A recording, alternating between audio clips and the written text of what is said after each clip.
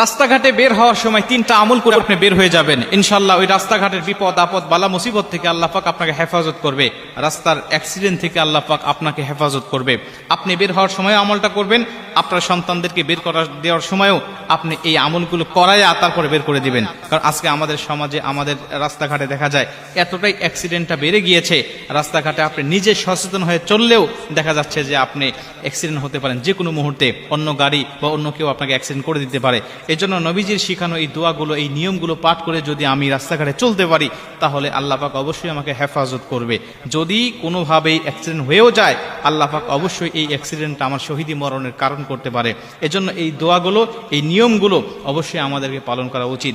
প্রথম কথা হলো, যদি আপনি দূরবর্তী কোনো সফরে রওনা হন, যেটা আপনি সফরের জন্য রওনা হয়েছেন, কসরের অন্তর্ভুক্ত আপনি হয়ে গিয়েছেন, এমন যদি সফর হয়ে থাকে 15 দিনের জন্য আপনি 48 মাইলের অধিক আপনি অতিক্রম করবেন, এমন যদি সফর হয়ে থাকে, প্রথম আমল হলো আপনি বের হয়ে যাওয়ার সময় 2 রাকাত নামাজ আদায় করে, নফল নামাজ আদায় করে বের হয়ে যাবেন। নবীজি বলছে এই 2 রাকাত নামাজ আদায় করে যদি কোনো মানুষ সফরে বের হয়ে যায়, আল্লাহ রাব্বুল আলামিন এই নামাজের বদলতে ওই ব্যক্তির জিম্মা নিয়ে নেন, ওই ব্যক্তির জিম্মাদারি নিয়ে নেন, রাস্তাঘাটের বিপদ আপদ বালা মুসিবত থেকে আল্লাহ পাক তাকে সম্পূর্ণ হেফাজত করে।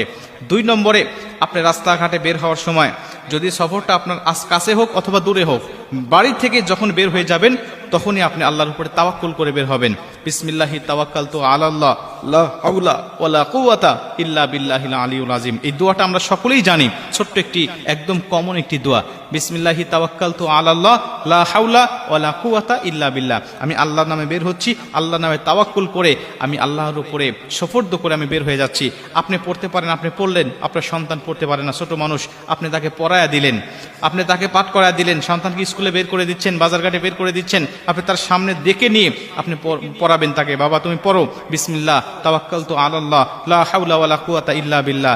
আল্লাহ পাক স্বয়ং নিজে আপনার সন্তানের জিম্মাদারি নিয়ে নেবেন, আল্লাহ পাক স্বয়ং নিজে তাকে সমস্ত বিপদ অনিষ্টতা থেকে আল্লাহ পাক তাকে হেফাজত করবে।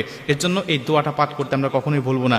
3 নম্বরে, আপনি যদি কোনো যানবাহনে উঠবেন, বাসা থেকে বের হয়ে আসছেন, নিচে এসে আপনি যানবাহনে উঠবেন, এই যানবাহনে ওঠার সময় অবশ্যই আপনি ওই দোয়াটা পাঠ করবেন, পবিত্র কোরআনে শেখানো বিসমিল্লাহি মাজরিহা ওয়া মুরসাহা ইন্না রাব্বি লাগাফুরুর রহিম। এই দোয়াটা আপনারা বেশি বেশি পাঠ করবেন।